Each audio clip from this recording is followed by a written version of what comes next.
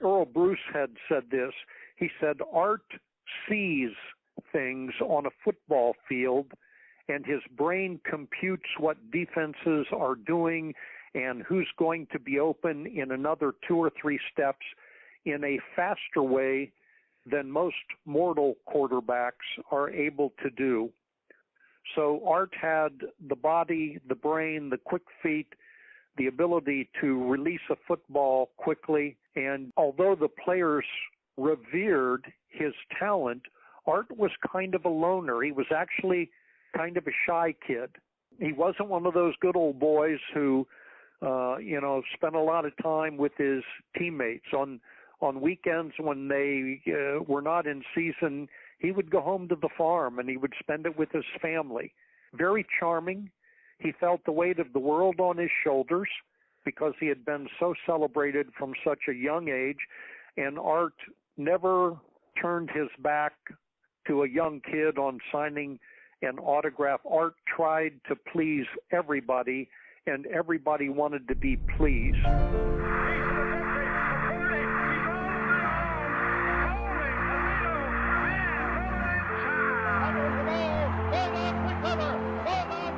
Yes, who? You agree, that's who. Down the field long, he is going for Williams, complete. And he gets clotheslined by Lawrence Taylor. 1, 25, 20, 15, 10, 5, Lindsey stop, Lindsey stop, Lindsey stop.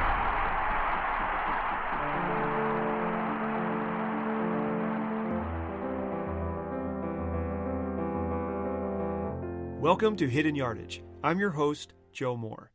This podcast is a journey back to the 1980 college football season through the memories of those that played, coached, and covered it. New episodes, released each week, will carry listeners through that season 1 week at a time.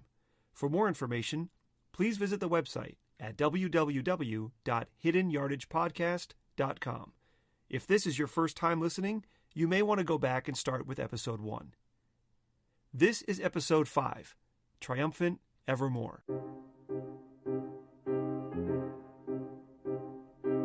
In 1978, a Houston oil man flew to Boston to meet with New England Patriots head coach Chuck Fairbanks. The man was the leader of a deep-pocketed group of boosters for the University of Colorado's football team and was there with a generous offer meant to lure Fairbanks away from the NFL and his Super Bowl contending team and back to college to revive the Buffaloes program. Rumors of their clandestine meeting swirled, and after the requisite denials, Fairbanks approached the New England owner to ask to be released from the rest of his contract. The owner was livid. Suspensions and lawsuits and counter-lawsuits followed. During the proceedings, Fairbanks tried to explain to the judge that he didn't realize that he had to be released from his Patriots contract before taking the Colorado job, since he'd had 3 college jobs before going to New England and left all of them while still in the middle of his contract. The litigations were finally resolved when those well-heeled boosters agreed to pay $200,000 to the Patriots and $100,000 in legal fees to clear the path for Fairbanks to come to Boulder. As the 1980 season moved into October, not many would consider the new coach a wise investment. Not only was Fairbanks' team disappointing on the football field, his management of the program was nearly bankrupting the athletics department. Colorado's football program won just 3 games in 1979 and spent $300,000 more than it took in. When projections for 1980 forecasted that the athletics department would run a deficit of more than $1 million, the university jettisoned 7 of its intercollegiate sports. That left the school with just 8 teams, the minimum required to remain a Division I program. Among the causes for the department's financial woes were the mismanagement of campus projects and resources, but also Fairbanks' $50,000 redesign of his office and his insistence on remodeling the 12-year-old dressing rooms at a cost of $620,000, despite an estimate that was only $125,000. Ticket sales were down as well since the Buffs weren't winning, and the NCAA was about to release the results of its investigation that alleged 132 wrongdoings by the school. Colorado started the 1980 season 0-3, with a narrow setback against LSU and a pair of 42-point thumpings to UCLA and Indiana. But the worst was yet to come. As the season moved into October, the Buffaloes welcomed the Oklahoma Sooners. The good news is that Colorado would manage to score 42 points. The bad news is that it gave up 82. The 124 combined points and 18 touchdowns set an all-time NCAA record. In total, the offensive explosion set 51 NCAA conference, team, or stadium records. Some of the numbers from that game border on the unbelievable. Oklahoma set the all-time NCAA record with 876 total yards and 758 yards rushing. Sooners backup quarterback Darryl Shepard ran for 151 yards on 3 carries. Oklahoma ran its famed triple option attack again and again and again. The Buffs knew it was coming. Everybody knew it was coming. They just couldn't stop it. This famous anecdote reveals just how bad it was. Late in the game, a Colorado manager knocked on the door of the Oklahoma's coach's booth in the press box and said, "Coach Fairbanks hates to do this, but could you possibly just run up the middle for a while?" The Sooners obliged and scored 2 touchdowns in about 5 minutes. Fairbanks would only last one more season, winning just 7 times in 3 years. Colorado would hire Bill McCartney, who would steer the program through the rest of the decade and lead it to a national championship in 1990. Some programs were hoping not to wait 10 more years to reach the promised land. The 6th-ranked Pitt Panthers had found their stride after a sluggish opener against Boston College and were now 4-0, allowing just 5 points per game. Number 8 Georgia was also undefeated, alternating nail-biting wins with blowouts through the first 4 weeks, while North Carolina climbed into the top 10 without allowing a single touchdown through the first month of the season. 3 games between ranked teams highlighted the Week 5 schedule, providing the chance for several undefeated contenders to earn a signature win. Nebraska already had one ranked team's pelt on its wall, and it welcomed a wounded and reeling Florida State to Lincoln, looking for a second. But the Seminoles feared nobody. Not as long as they had Big Bad Ron. Every night on the field, you can see him arrive. He stands 6'1", weighs 235. Broad at the shoulders, narrow at the hip. No lineman around, gives no lip to Big Ron. Big Ron, Big Ron, Big Bad Ron. The Grammy for Song of the Year in 1980 went to Sailing by Christopher Cross. But in Tallahassee, Florida, nobody could top the Seminoles, and no song could top Big Bad Ron. Georgia said he's here to help out them Knowles. Bobby Bowden's mighty proud, and the Lord knows about Ron. People started out saying, "Oh, he ain't so mean." Tempe Tribune said he'd be the Hulk if he's green. Written in 15 minutes by a pair of Florida State alumni and set to the tune of a 1961 Jimmy Dean ballad, the song honors the hulking senior leader of Florida State's defense, Ron Simmons. Ron Simmons wasn't born.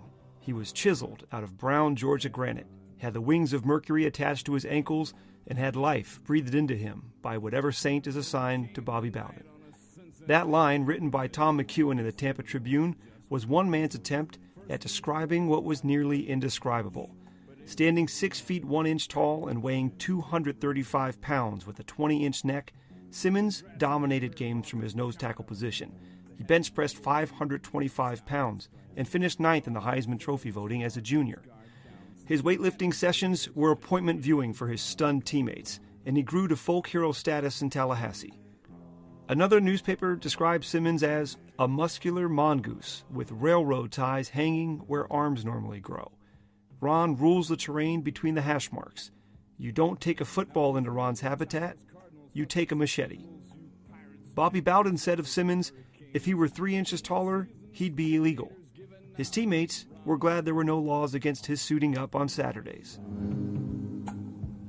No pads, no helmets, no cleats, no crowd can keep you all from hitting the ground. Nothing you got can keep you alive. Old Ron can bench 525. Coach Bowden remembers that getting Simmons to sign with Florida State was a watershed moment for his program, but it almost didn't happen. Simmons was being heavily recruited out of Georgia by the hometown Bulldogs and some other schools, but he had already agreed to play for the Seminoles. About a week before signing day, an assistant coach for FSU that was in Georgia called Bowden to tell him that there was a problem. Simmons was mad, and he wasn't coming to Florida State. Somebody at Georgia had leaked a false report to the local TV station that Bowden was leaving Tallahassee to coach Ole Miss, and Simmons thought that he had been lied to. Eventually, Bowden and his coaches were able to straighten things out with Simmons. He signed with the Noles and became Coach Bowden's first ever consensus All-American.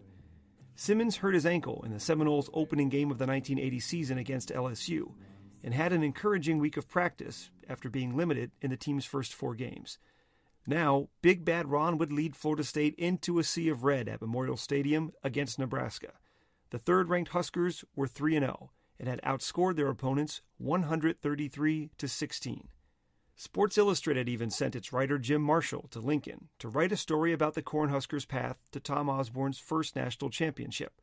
Marshall was certainly aware of Simmons and the Seminoles' defense, but he, nor anybody else in the stands that day for Nebraska's 108th straight sellout, knew anything about Florida State's starting center, Jerry Coleman.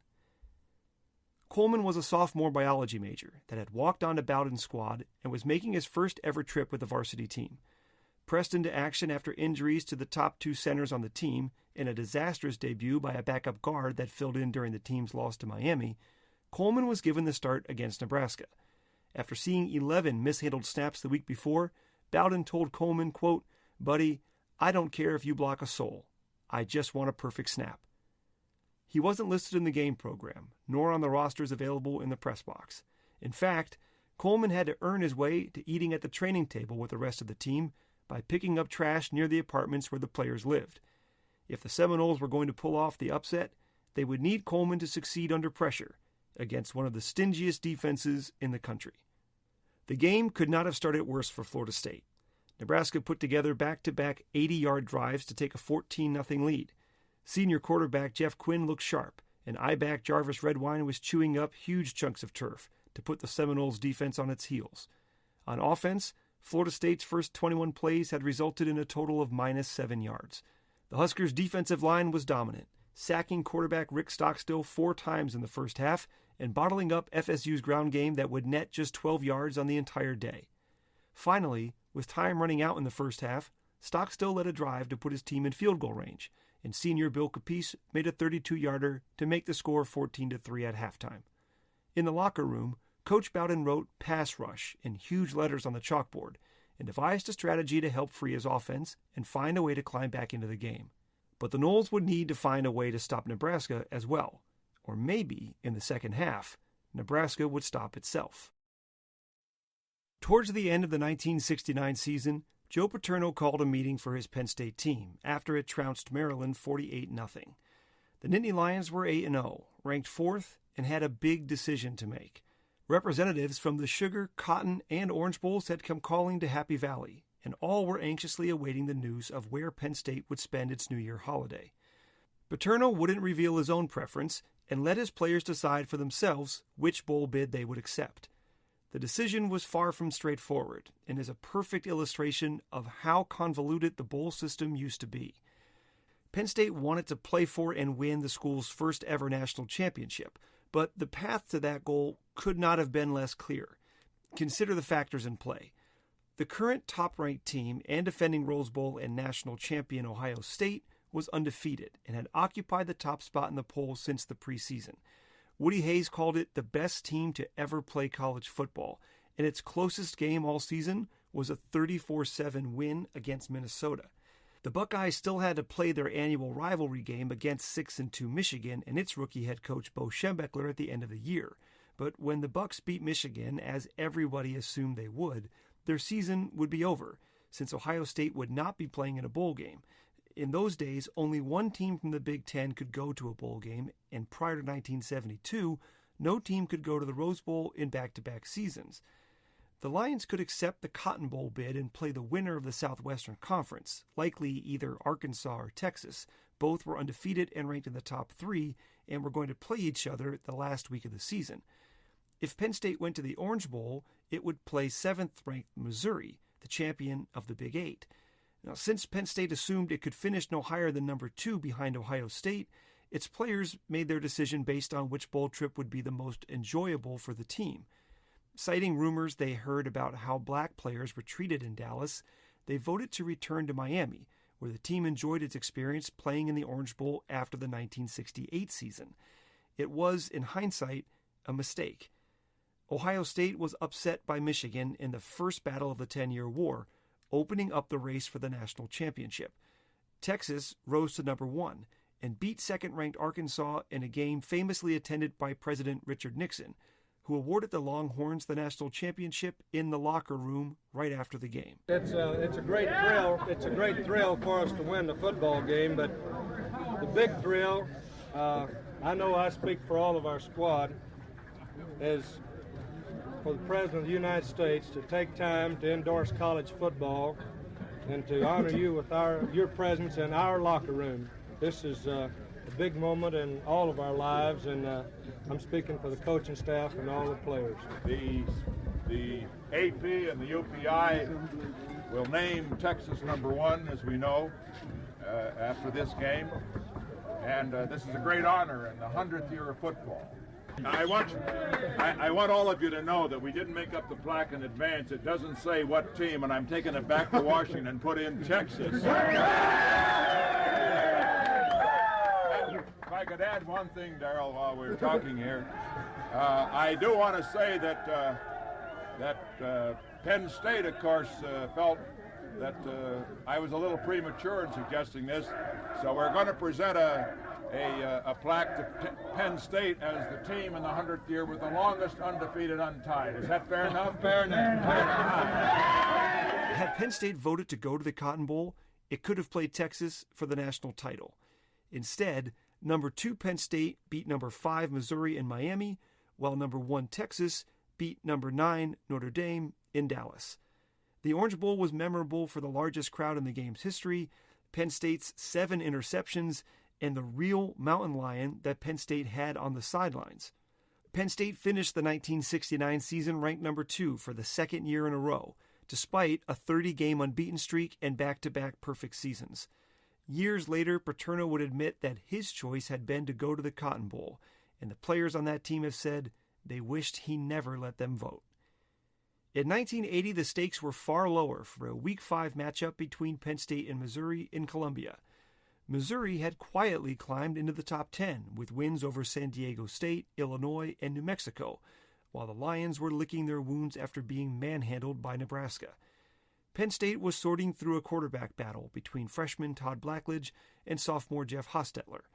Neither one had been effective against the Huskers the week before, and Paterno decided to let the freshman Blackledge start the game against the Tigers. No one would blame Paterno for regretting that decision after Blackledge turned the ball over on 5 straight possessions. But the Lions' defense pitched a second-half shutout, and Blackledge showed poise beyond his years in scoring 3 touchdowns to lead his team to a 29-21 win on the road. It was the first of 7 straight wins for Penn State, who seemed to find their quarterback of the future. Ohio State had no such problem settling on a quarterback. That position had been held down for 3 straight years by Art Schlichter. Art grew up on a farm in Ohio, and after an undefeated career as a high school quarterback, was considered a can't-miss prospect by most big-time schools.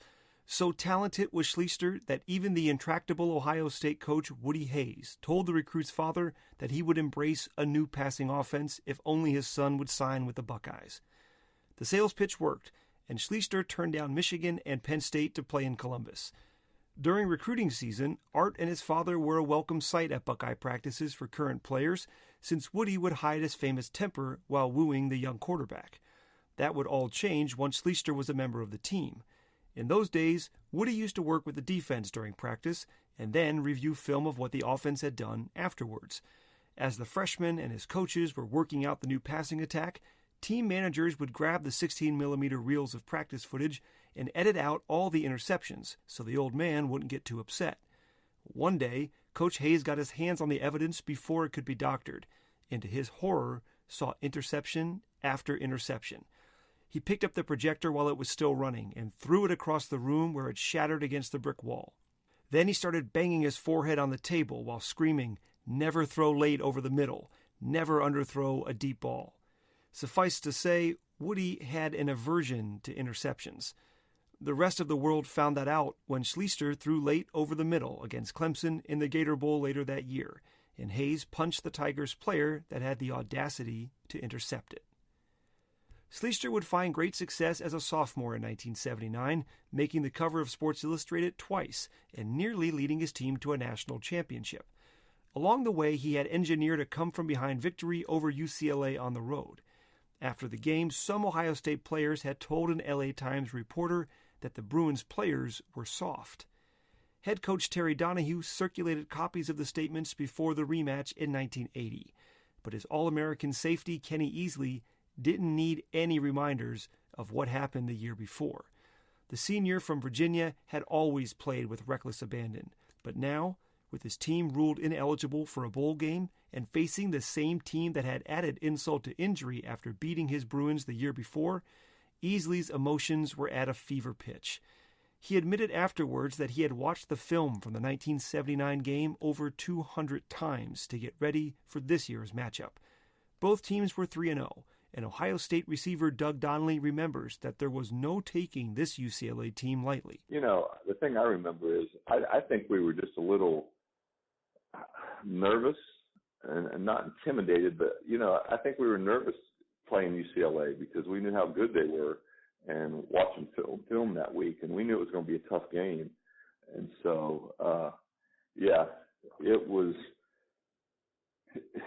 we weren't, taking that team lightly at all. I think we were going out there saying, hey, you know what, this is a big game, and we've got to win this game. The Bruins entered the game in Columbus as an 11-point underdog, but quickly jumped out to a 3-0 lead. The Buckeyes were poised to answer, but a Schleicher pass intended for Donnelly in the end zone was intercepted. It was as close as the Buckeyes would come to scoring all day. Irv Eatman, a defensive tackle that lived in Dayton, Ohio, and had to hear all off-season about how Ohio State had defeated his Bruins the year before, was a terror. Schleicher, who was knocked out of the game early in the fourth quarter with a concussion, was sacked 5 times in the game. 4 of them were by Eatman. UCLA led by that same 3-0 score at halftime, but opened the third quarter with back-to-back touchdowns to put the game out of reach. The Buckeyes' offense that averaged nearly 40 points per game was shut down completely, managing just 230 total yards. Late in the game, after fumbling a punt, Easley was involved in a spirited tackle on the Ohio State sidelines. During the scuffle, he bumped into a local Columbus photography shop owner that was on the sidelines. The photographer pushed him in the back, and Easley spun around and punched him in the face. He was ejected from the game, but even in his absence, Ohio State could not score, and the 17-0 setback was Earl Bruce's first regular season loss as the team's head coach after 14 straight wins. In the locker room after the game, the visitors danced and clapped along to their theme song, "Another One Bites the Dust" by Queen.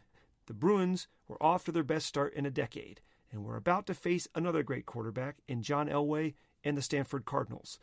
Ohio State would tumble from its number 2 ranking, but could still look forward to a chance to repeat as Big Ten champions. News of the Buckeyes' loss was well received in Lincoln, where the third-ranked Cornhuskers had a 14-3 halftime lead and a clear path to move up to number 2 in the rankings. The first half had been one to forget for Bobby Bowden and the Seminoles, but at halftime, the FSU coaches made an adjustment in how Rick Stockstill would attack the black shirt defense. Nebraska was so much bigger than us. We had Ken Lanier, we had one offensive lineman, and Ken played at about 280. Everybody else, 225, 230, 240, 250 in there. So they were so much bigger than us, that we had a hard time, just from a physical matchup. But, 544, 545, 500 protection is sprint out, is a full sprint out. And then 44 is sprint draw to the right. 45 is sprint draw to the left. So if I just said 44, we're going to run sprint draw to the right. I'm going to hand it to our tailback. And then 45 to the left. So on 544, so now it's, I'll call 544 Z comeback, 544, Z takeoff, or whatever the route is. But, I'm sprinting out. The line is doing their sprint out protection, and then I'm faking the sprint draw to our back, and then I'm going to continue to sprint on the corner, and I've got the option, whatever our passing concept is, whatever our route concept is, to throw it. If it's open, throw it. If it's not, I've got the option to, pull it down and run it. So that helped us slow down their pass rush a little bit. We were able to establish the run a little bit better because of that, and it got us out on the edges, where we could open up our passing game. But even if Florida State started the third quarter with optimism, it never could have dreamed that Nebraska would experience a complete meltdown. On their very first possession of the second half, the Huskers punter, Scott Gamar, dropped a perfectly placed snap, and Florida State took over with great field position. Bill Capice converted his second field goal of the game, and the lead was cut to 14-6. On the following Nebraska possession, Jeff Quinn was intercepted, and 7 plays later, Florida State scored a touchdown. The 2-point conversion attempt was no good, and the lead was now just 14-12. Unbelievably, the next Cornhusker drive ended in a third straight turnover, when Jarvis Redwine fumbled at his own 34-yard line. Once again, Capice's field goal attempt was true, and as the third quarter ended, the Seminoles defense had a slim 15-14 lead to protect.